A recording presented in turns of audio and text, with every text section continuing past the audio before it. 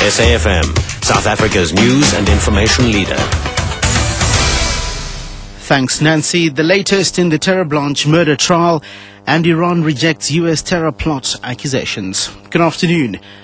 The right-wing leader, Eugene Terra Blanche's blood-drenched body was found with a panga across the chest.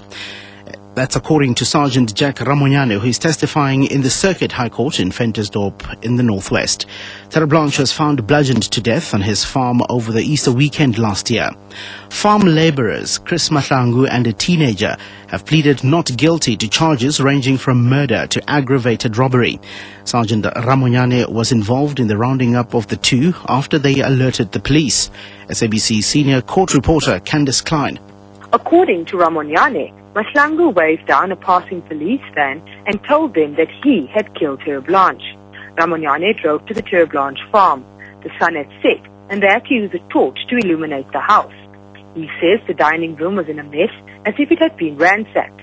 Ramonyane cringed as he detailed the blood-soaked bedroom where Terra Blanche's body was found lying on the bed. He noticed gashes across Terra Blanche's face. A steel pipe covered in blood was also found in the room. He later saw blood on Mahlangu's overall. Ramonyane says Mahlangu told him it was Terra Blanche's blood. Candice Klein, SABC News, Ventersdorp. Legal action is on the cards to challenge a national resolution preventing action from being taken against civil servants who have illegally benefited from social grants. Members of the KwaZulu-Natal Standing Committee on Public Accounts were outraged to hear that premiers from all provinces adopted the resolution about 5 years ago. It effectively prevents the dismissal of civil servants who have illegally benefited from social grants. The amounts are converted into loans which officials repay without interest or penalties. This emerged when officials from the KZN Premier's office appeared before SCOPA yesterday. SCOPA chairperson Dr. Makosi Khoza says this has created a crisis. Our view is that that particular resolution legitimizes corruption. It actually legalizes corruption. It's like you steal and you then go through a cleansing process of acknowledging what you have stolen as debt.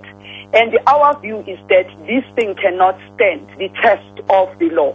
And therefore, we feel strongly that it's got to be challenged legally. A search is underway for a 16-year-old girl who was kidnapped while walking with a friend to school in Florida, west of Johannesburg. Police say an unknown man driving a silver grey Toyota Bakkie stopped next to the girls in White Ridge this morning.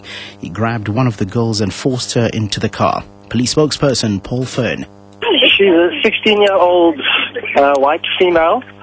She's approximately 1.6 meters tall. She has brown hair with white highlights. She's got one green eye and one blue eye. We're also busy doing a facial composition so that we could have that handed out of the suspect.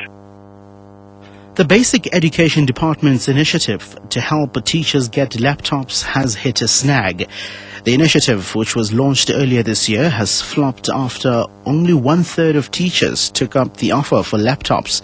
It has since emerged that some teachers are not creditworthy.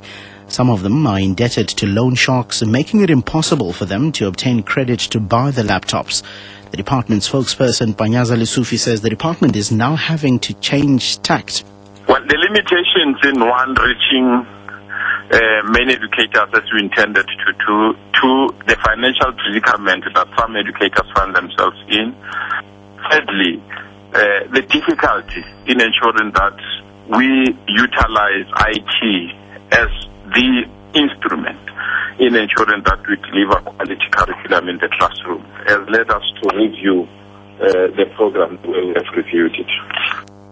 Further afield, Iran's parliamentary speaker Ali Larijani has dismissed U.S. allegations that the country is behind a plot to kill the Saudi ambassador to the United States as vulgar, childish and amateur. The U.S. has imposed sanctions on senior members of Iran's Revolutionary Guard after charging 2 Iranians over the plot.